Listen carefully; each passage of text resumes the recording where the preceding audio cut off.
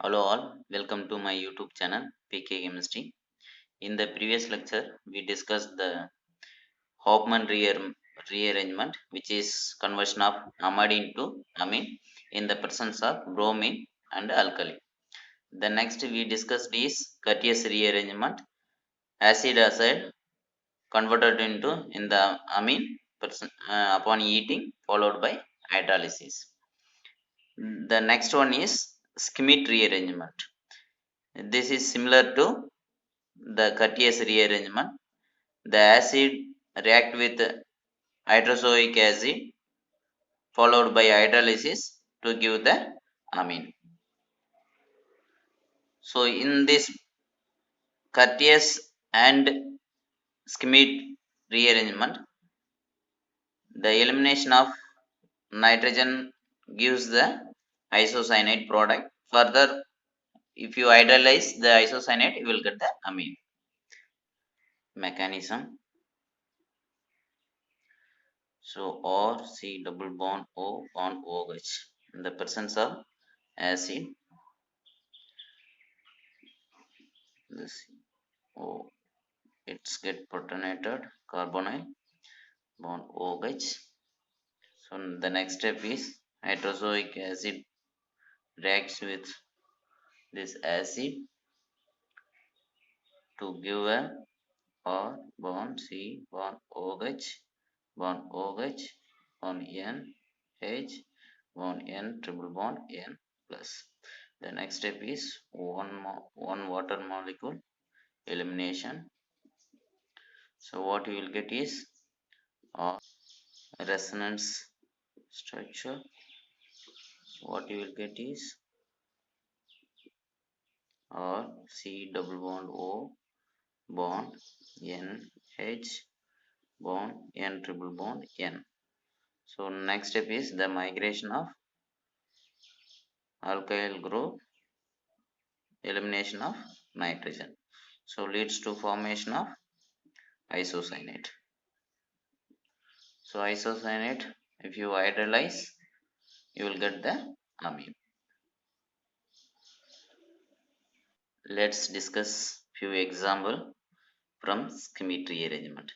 This is phenyl acetic acid, presence of hydrogen acid, sulfuric acid gives the amine product NH2. This is benzylamine.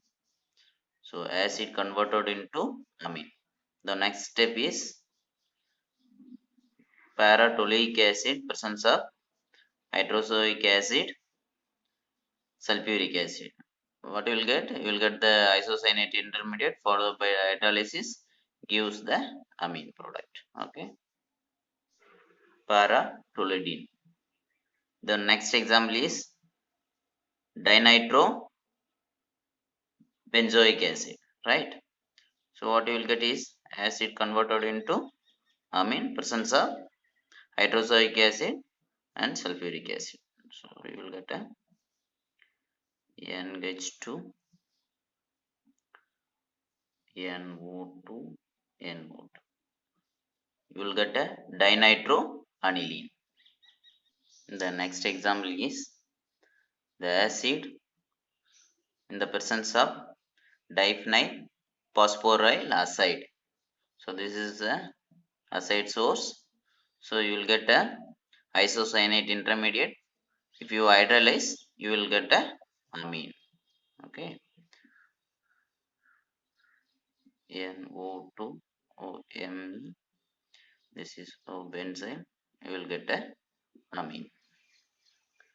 So the next example is acid in the presence of acid followed by acetic acid. So you will get a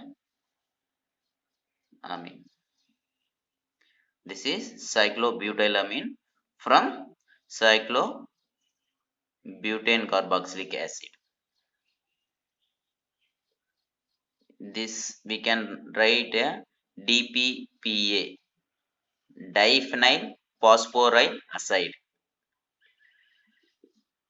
Diphenyl phosphoryl acid, DPPA.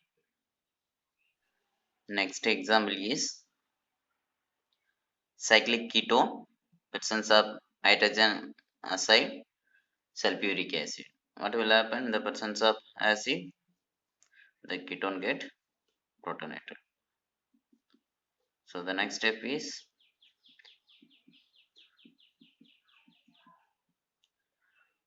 so it attacks the carbonyl position. So you will get a O bond H bond N bond H bond N triple bond N. So the next step is migration of alkyl to nitrogen, same time elimination of nitrogen. What you will get is, you will get a caprolactam. If you take benzophenol, react with the hydrogen acid and sulfuric acid, you will get a benzanilide. C double bond O bond NH bond pH. So what is the mechanism? So the presence of acid, the ketone get protonated, pH. The next step is hydrogen acid attacks the carbonyl position. You will get a pH bond N triple bond N. Okay. The next step is migration of phenyl to nitrogen. So what you will get is C double bond O bond N H bond phenyl. So you will get a benzanilide. So in the case of symmetrical, you no need to worry about migration. But if you take unsymmetrical, acetophenone, so what will happen? What is the product? So pH bond C double bond O and H bond CH3 hydrogen acid attacks the carbonyl position. What you will get is pH bond C bond OH bond methyl bond N bond triple bond N. So now which group will migrate, phenyl or methyl? Already we discussed that.